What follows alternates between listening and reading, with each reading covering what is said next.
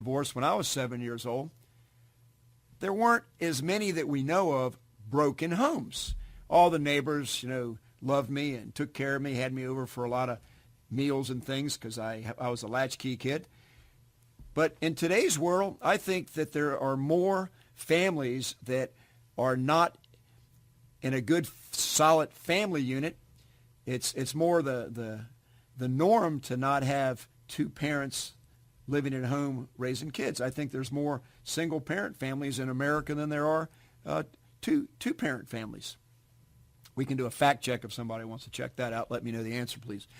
But what I'm getting at is, from 7 years old, I was a latchkey kid, which meant that my mother was a sales girl at Lerner's department store. She caught a bus and went down to the department store every day to work, and she worked Saturdays. And we were very poor.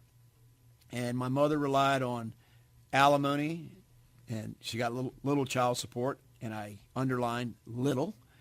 And there were many, many days that she didn't have bus fare, and I had a little bit of money from allowance that my dad might give, that he did give me, not might. I say might because sometimes I rejected receiving the allowance because if I didn't write a letter once every 2 weeks to my father out of state, he withheld my allowance for that period. So it was kind of like I got disciplined to write a letter so that I could get an allowance, and I got older and decided that he needed the money more than me. And I've told my testimony about my dad on earlier shows.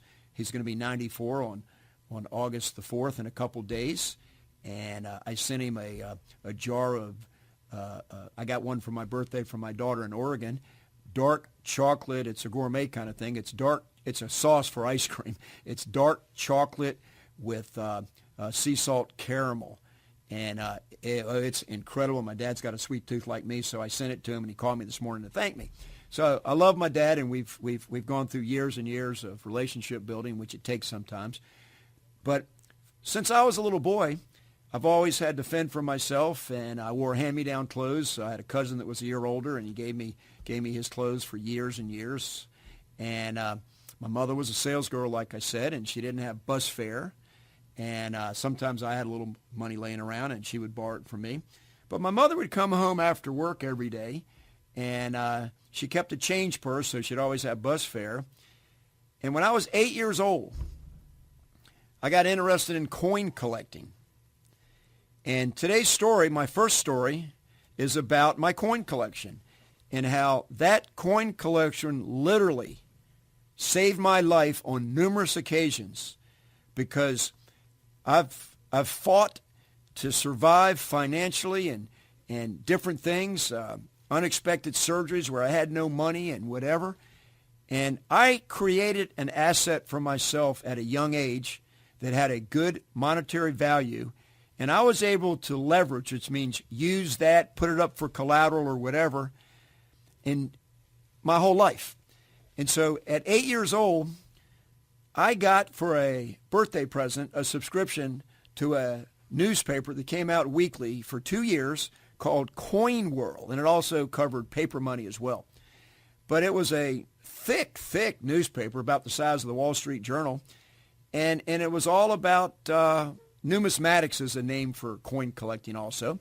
It was all about money, coins, and what I really loved about it, one of the main reasons I got into it was all countries have their own currency for the most part, some share, but money is usually stamped or printed with a famous historical person within that country, and you can learn a lot of history, and I love history, and I love to travel. You can learn a lot if you study coins. Whenever I go on a vacation somewhere to a foreign country, I'll keep a little bit of money from that country in just a baggie or something and throw it into my collection so that my grandkids someday.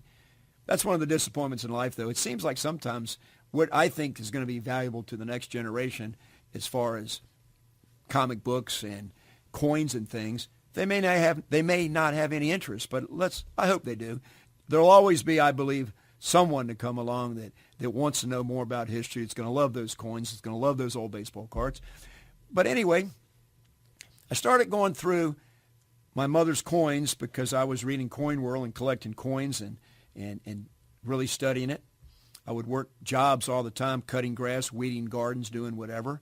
And then I became a paper boy. But the bottom line is I started collecting coins, and every night I went through my mother's change purse to look for coins that I needed to put into the coin book albums that I was collecting.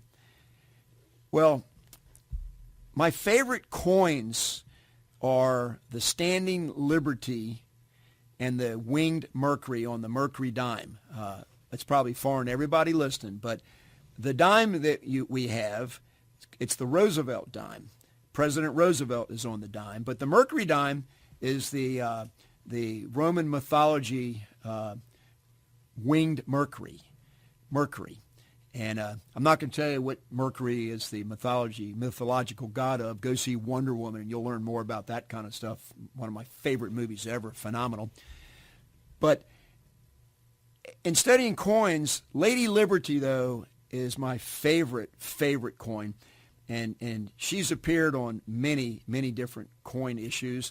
But my favorite one is on the $50, the 50-cent piece. And wow.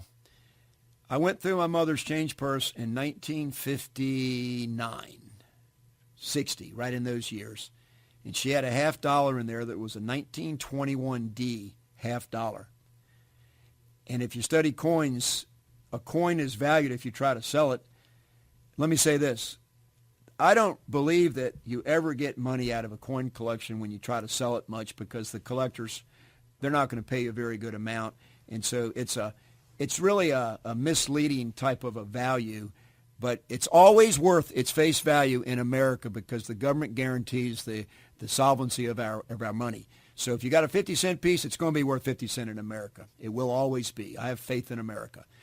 But that coin, they only had 232,000 of them minted, and just to put it in perspective, many times there's millions of coins minted in a certain coin, and it was the most valuable one. And according to the books where you get value, it could have been worth as much as $125. Well, I told my mother that. I didn't steal the coin from my mother. She just said, well, just give me 50 cents. She said, you can't have it unless you replace it because it's my bus fare. So I gave her 50 cents, and to this day, that's my most valuable coin that I have in my collection. It's my most treasured coin. But that coin collection that I diligently kept, it got to where my father started giving me gifts on my birthdays of proof sets that are minute coins in a special way that have never been touched, and they're enclosed in a certain kind of a cellophane sealed. And when I was in high school, probably 14 or 15 years old, my coin collection was valued at the time, probably never get it out if I tried to sell it, but it was valued at about $2,500 to $3,000. And here's the lesson that I'm trying to give you. That was my first real asset that I ever acquired in my life outside of my own personality and things of that nature. My first monetary asset of value. And there were times when I was struggling a whole lot, especially in my college years when I dropped out of college a few times and was kind of searching. But however bad things got for me, I always knew that if I have to, I can sell somebody my coin collection. Because I knew a lot of people that knew I had a coin collection, and they always made me some offers. Nobody was going to give me a real value for it, but some of them were giving me a whole lot more than what the face value was, and I could have easily got $1,000 or $1,500 for my coin collection when I was in those early years. But here's what it did for me. When your back's against the wall and you're losing hope that you're going to be able to get through whatever crisis you're going through, and if a lot of you that are listening, well, let me say it different. I believe that many of you that are listening can relate to what I'm trying to tell you. I have been out there without a job, having medical issues where I'd have to have a surgery or something. Had my motorcycle where I couldn't get it out of the shop because I didn't have the money to pay for it, whatever. Struggling. And a lot of people think this is what we all really go through. But there are some people that they don't let this happen to them. They plan better. Next week, we're going to have a guest. His name's Willie Butler, and he is a financial planner consultant, and he has a podcast, a streaming podcast on the internet, and he understands what I'm talking about now, because what his show's going to be about, I'll put in the announcement right now for that. He's going to talk with me about trying to help you build a solid financial future when you feel like it might be next to impossible to get through your crisis. So tune in next week for Willie Butler. You're going to love Willie. But what I want to get back to is, have you ever been in a position where you feel like nobody's there to help you, where you don't have any more options, where it's just never going to happen, and you're pretty much just accepting that and giving up and turning to the proverbial bottle or something else just to kind of give you some kind of a boost so that you don't have to deal with your crisis? Well, let me tell you, Right Thinking Foundation is don't quit, plan ahead, it will get better. That's my life motto here. And I'm telling you that when you have something in your back pocket that's of value, it's yours. It's not having to ask anybody else. You want something that is your very own that has a value, because that will give you confidence to keep the good fight going and not give up. And I want to tell you that coin collection, at least 15 times through the course of my life, I have known that I may have to use that coin collection to sell it or to borrow against it or use it as collateral, which means put something up like at a pawn shop. Stay away from pawn shops. They're incredibly expensive, and it's a game you're not going to win if you can't get it out. They're not going to give you anything close to value for what you let them hold, because if you're that desperate where you got to get money from a pawn shop and you think, well, I'm going to come pick up my wife's diamond ring in 2 weeks when I get this deal finished, and you don't get the deal finished, well, they got your diamond ring for a $150 loan. So don't do this. But what I'm getting at is you need assets in your life. You need to spend your money in a way that is productive working for you. Like in the parable, the Lord rewarded those that were resourceful, that took a little risk. He wants you to do that. It's good to work and invest your money wisely. So what I'm saying to you right now, though, is if you have something that you can fall back on, it will give you a confidence that I'm not destitute. I'm still standing. I'm on my feet. I can still keep trying. And so I have a very good friend, and his name is Jim Gilday, and his wife Ann, and these are two of the loveliest people that I've ever known. They celebrated their 50th anniversary a couple months ago. I've known Jim through business.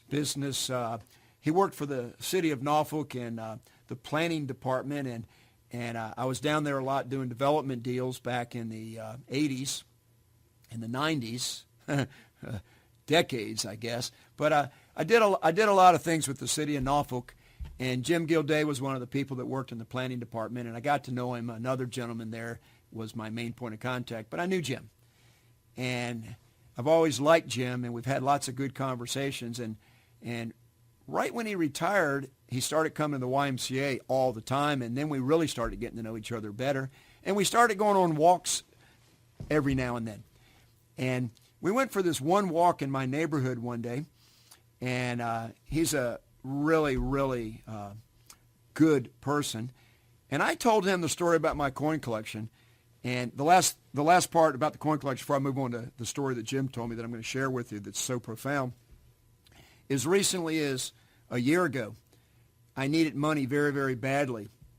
And my father, who helped me, encouraged me and helped me, gave me proof sets and things. I didn't want to take money from my father. He offered. But he did say, well, how about if I loan you money, and if you can't pay me back, I'll take the coin collection or different parts of it.